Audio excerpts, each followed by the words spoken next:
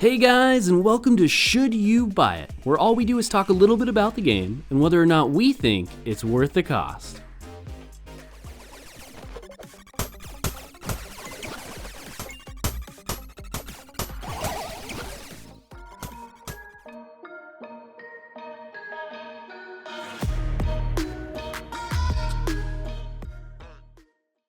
In this episode, we'll be playing Forager, the survival crafting game where you'll level up your character and fight your way through dungeons in order to complete all of the feats. The first question we always cover in these videos is what stage of development is the game in? And in this case, Forager is currently in full release and available on PC as well as most consoles for $20. It is also available on mobile for $8 for those of you that applies to. Just to clarify, there is no difference between the PC and mobile versions of the game other than their price tag. So what exactly is Forager? Well, Forager is a single player only game that you don't necessarily beat as much as you just finish it. It has elements from games such as Stardew Valley and Terraria with an old school Zelda style of gameplay. In Forager, there is seemingly no story whatsoever as the game just drops you in and expects you to figure out where to go and what to do. With that being said, there is a group of bosses and a sort of end boss. However, that is not really the way that you beat the game, as to beat Forager you would need to finish all the quests, complete the museum, reach max level, defeat all bosses, purchase all land, and complete every feat.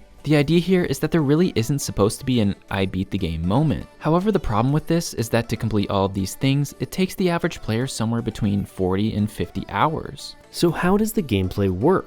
Well, in Forager, you have a few quest givers you come across that each will ask you to complete tasks for them. Usually, these are turn-in quests like Bring Me to Royal Cloth or something similar. After doing so, they will then give you essentially a permanent buff or a new cosmetic item. After that is the museum. This acts extremely similar to the museum in Animal Crossing, where you turn in items, and after turning in enough, you will then receive a reward for doing so. Crafting-wise, Forager offers a very generic crafting system with a bit of clicker mechanics involved. You basically have a recipe list on crafting tables that require resources to create certain items. In order to create those items, you will first need to gather resources and in some cases turn them into something usable, such as an iron ingot. As far as the clicker mechanics go, you can create buildings that will auto-farm resources for you, such as gold or fish. In order to unlock new structures that you can build or new skills, you'll have to level up by essentially doing just about anything within the game. You could forage trees, mine rocks, collect bugs, or even just defeat enemies. One of the coolest mechanics we came across was being able to essentially forage with a lightning rod once you're able to find it, that is. Every time you level up, you will then choose a talent in the tech tree, which is broken down into 4 different categories. This includes industry, economy, magic, and foraging. In general, they allow you to unlock new buildings or give you buffs within the game, such as bonus XP gains or banks, which will slowly generate money for you.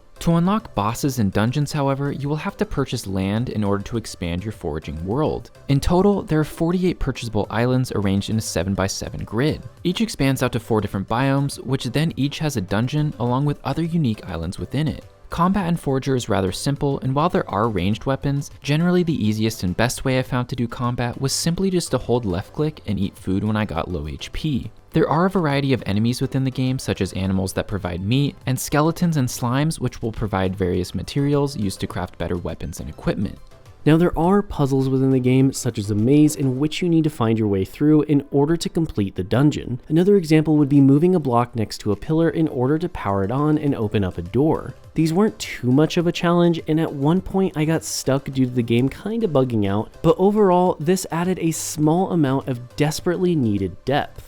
So now it's time for the pros and cons section for the video. First up for the pros is that this is a great game for new gamers. There are very few punishing mechanics, such as the fact that dying just sets you back to your previous save, and the game autosaves every few minutes. Another pro is that this is a great game for travel or when nature calls. The game primarily feels like it should be played on mobile or Switch rather than PC, and therefore makes it a great game for when you are on the go. Forager also has a decent modding community on PC. There are tons of additions and quality of life changes that make the game a bit more enjoyable. And lastly for the pros were the charming 2D graphics that felt clean and well made, considering it was all done by a single developer. Now for the cons. First up on the list is that there's just no multiplayer within this game. I don't really understand why there isn't, maybe there's some coding problem or something, but at the end of the day, multiplayer would make this game so much better and add so many additional things like replayability value. So for me, not having it within this game is just simply a huge con and kind of a bit of a deal breaker in a lot of cases. After that is that the game feels extremely tedious. Now I know some people just can't get enough of hitting rocks and trees with a pickaxe, but at the end of the day, there is only so much fun I could have when it came to just hitting a tree over and over and over again for several hours. To me, this could have been solved in many different ways, simply by just adding more tools would have helped, but what I came to realize is that the game is just tedious in its nature until you get to the point where you basically have everything unlocked and you can turn the game into a clicker game. Next up is the fact that you are able to AFK the game in order to essentially almost complete it. What I mean by this is there are things like banks as an example, which will slowly produce you coins over time. Now, if you decide to close your game down, it won't continue to do this. But if you leave your game open, go to bed, and come back 8 hours later, you'll find you have thousands and thousands of coins in order to purchase all the land you possibly could want. To me, this is not a good thing for a game because forcing you to leave a game running is never really a good thing when you could simply just close the game down and let it run in the background. Fourth on the list is that there is no replayability value basically whatsoever in this game. Yes, you could play through it again and you could decide to choose different talents in a different order, but at the end of the day, that is just not enough to warrant a full replay through the game for most players. Simply adding some more difficulty settings or simply adding multiplayer could easily fix this problem. Finally on our list is going to be that there is a different price for the mobile game. Now the mobile game is the exact same as the Switch game, as the console games, as the PC games, as all of them. And to me, it's not right to charge us $20 when they're charging $8 for the exact same game on a different platform. I do understand that mobile games tend to be priced a little bit lower, but in this case, it just doesn't seem right.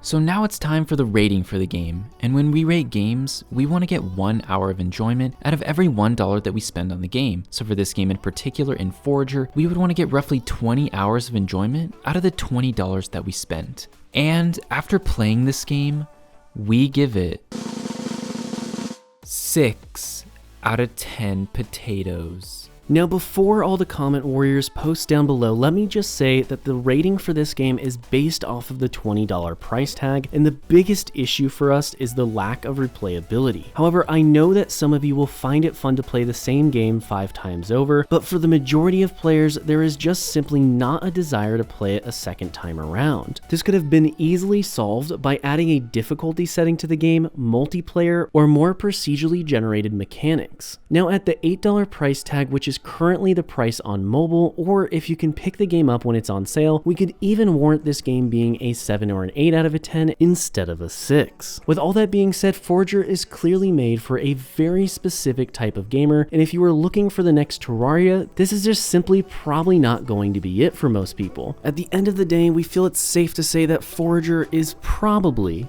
worth the cost. Before you guys go, don't forget to smash that like button and subscribe as we put out multiple new videos every single week, and your support is what makes this all possible. If you would like to support us even further and get some cool benefits, check out our membership program, which can be found in the join button below. Otherwise, thank you so much for watching, and we'll see you next time.